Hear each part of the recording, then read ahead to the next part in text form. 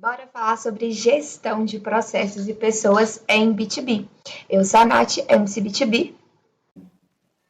Então vamos com o papel do gestor, né? Qual a função de um gestor de B2B, gestor de processos, gestor de pessoas? A gente tem dois grandes objetivos: aumento de volume e aumento de conversão. Tudo que a gente for fazer dentro dos nossos processos vai estar linkado a volume e conversão. São as nossas bases para a gente estar fazendo qualquer diagnóstico, qualquer estratégia, melhoria de processo e tudo mais. Um time tem algumas fases. Então, a primeira fase de um time é o treinamento, né? E esse treinamento ele precisa acontecer on-board e ongoing. É muito importante que a gente tenha um modelo de on-board focado em B2B, onde a nossa área vai aprender mais a fundo sobre todo o nosso processo, funis, mensuráveis, B2 Basics e tudo isso. E a gente precisa de momentos que façam a gente recapitular nossos processos, nosso atendimento, nosso funil, nossas negociações e reavaliar se aquilo está dando certo ou não. Por quê? Porque a mente humana tende a repetir coisas que deram certo uma vez. Às vezes eu mudei um pontinho ali, numa abordagem, um e-mail, uma ligação, deu certo uma vez, eu vou começar inconscientemente a repetir isso sempre. E aí pode ser que das próximas vezes não dê certo, porque cada prospect tem uma dor diferente. Então, é muito importante que a gente sempre revisite os nossos processos, as nossas técnicas, para a gente não cair nesse limbo. A segunda fase de um time é a organização. A gente precisa dos processos e das métricas controladas e organizadas. Para isso que a gente tem o nosso pódio maravilhoso, perfeito pódio, pastor dos nossos processos. A gente precisa estar controlando tudo isso. Não tem como você mensurar e você qualificar um processo, senão pela organização de suas mensuráveis. Então, a gente precisa, aquele funilzinho precisa estar claro. Você precisa ter claro qual o funil do seu membro, do seu TL, do seu VP e assim por diante, para a gente conseguir trabalhar nos dois pontos que a gente precisa sempre focar em volume e conversão. Terceiro, produtividade. Então, quando eu tenho um time que tem toda a capacitação e conhecimento necessário, tá tendo isso ongoing, e um time que tem os processos e métricas organizadas e controladas, eu consigo aí trabalhar a produtividade. Aí eu consigo analisar como que está o funil, onde eu preciso estar atuando, onde está o meu gargalo, se é na conversão, se é no volume, em qual eu vou atacar primeiramente, e assim por diante. E automaticamente escalar. Se eu ataco a produtividade e consigo escalonar, né, aumentar essa produtividade, eu automaticamente vou estar escalonando os meus processos. Então, eu vou ter aí um escalonamento de opens, né, propriamente dito.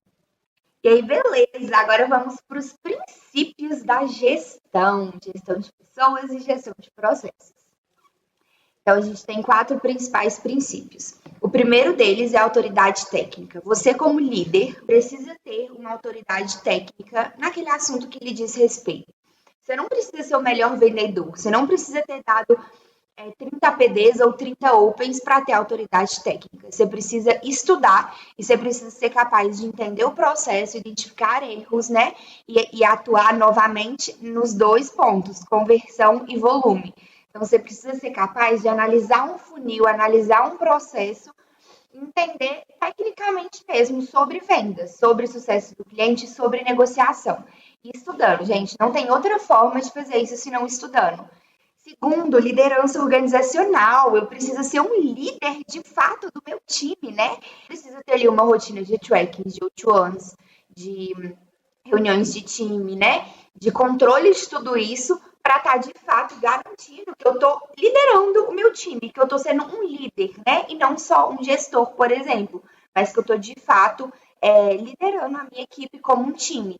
Então, é muito importante que a gente olhe para os nossos MX Standards e para que a gente garanta, né, que a nossa membresia está tendo uma experiência de time.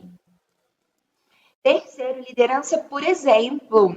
Então, seja o líder que você gostaria de ter. Seus membros vão te copiar, seu TLB vai te copiar. A gente sabe que quando a gente tem um líder que inspira a gente se espelha nele, isso é lindo. Isso é a magia da liderança, sabe? É a liderança realmente fazendo efeito. Então, seja aquele líder que você gostaria de ter. Então, por exemplo, se você tem o hábito de todo dia estar fazendo, por exemplo, follow-up, ou de estar traqueando follow-up, enfim, tendo processos regulares, muito provavelmente o seu time também fará isso, porque ele vai estar replicando. Agora, se você esquece das suas negociações, se você esquece dos seus opens, se você deixa ali um prospect esperando uma semana até uma resposta, provavelmente seu time também vai replicar esse comportamento. E, por fim, a gente precisa ser um gestor empoderador. A gente fala tanto dessa palavra aqui dentro, mas ela é tão importante você conseguir e você ser capaz de empoderar e fazer o seu liderado brilhar. Então, empodere, confie e seja esse gestor, sabe? Seja esse gestor que coloca seu time para cima e que faz eles crescerem e desenvolverem cada vez mais. Quanto mais empoderados, mais engajados, mais imersos e mais eles vão aproveitar todo esse processo e essa experiência. Sobre soft skills, então quais soft skills eu como gestor de B2B, preciso estar desenvolvendo? Primeiro, por eficiência técnica, né? Já falei o quanto é importante a gente ter domínio técnico daquilo que nos diz respeito. Segundo ponto, energia. Não existe B2B sem energia, gente. Nenhuma área de gestão de produtos funciona sem energia. Falando em CS, falando em vendas e falando em marketing. Então, quanto mais energia a gente tiver e a gente passar isso para o time, melhor vai ser a experiência que o nosso time. A gente vai escutar coisas que às vezes a gente não gostaria de escutar, né, das nossas empresas, ONGs.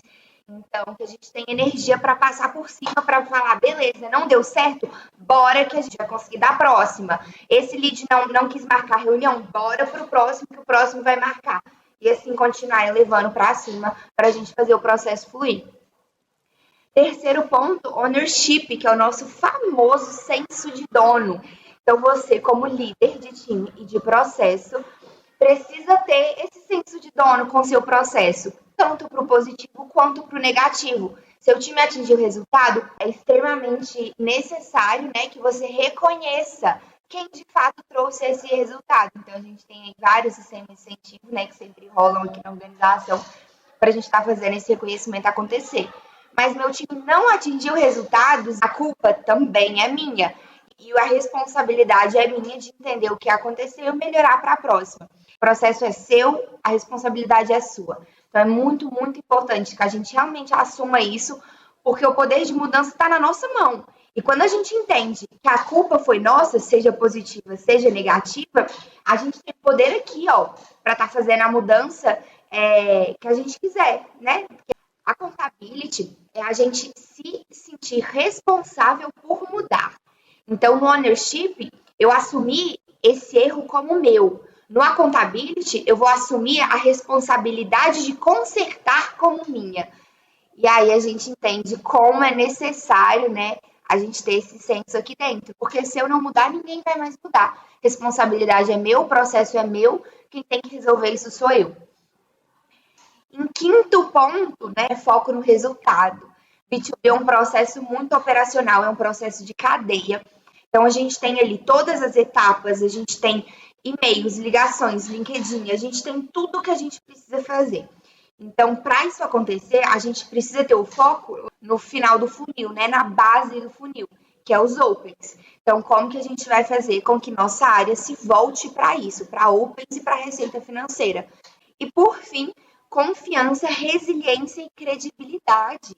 Eu, como gestor, preciso ter esses 3 pontos. Eu preciso confiar no meu time e eu preciso confiar em mim mesmo. Resiliência, porque a gente vai escutar não. A gente vai escutar feedback negativo, a gente vai escutar reclamação. Então, como a gente escuta isso, a gente absorve e a gente segue em frente.